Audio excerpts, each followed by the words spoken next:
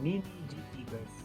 So seperti biasa guys, saya mengharapkan semua dalam keadaan sihat ya Allah, dan juga dilimpahi rahmat. Amin amin ya rabbal alamin. Okay guys, so before this, kita pernah preview this particular car, LBWK Toyota GR Supra. So ada siapa-siapa yang miss video ni, so boleh tengok dekat channel saya ada review.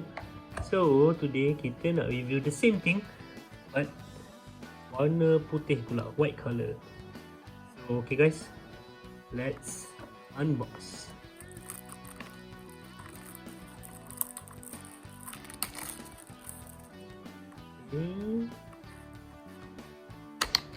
So this particular car is number 235 from Mini GT. So I love this casting as usual. So this is the white color version. So let's review from the side. So tempo dia sama, LDWK. So ada tempo N1. So dia ada rim warna color as usual. Dia getah.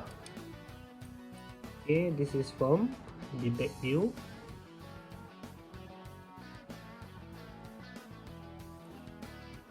Okay. So kita tengok view dia.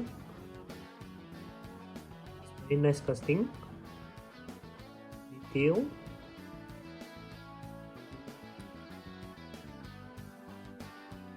So now I have two versions. One is white color, one is black color. So guys, as usual, please comment, like, and also don't forget to subscribe. Okay guys, please comment mana lagi lawa, hitam ke putih, pilihan anda. Okay guys, assalamualaikum warahmatullahi wabarakatuh. Bye.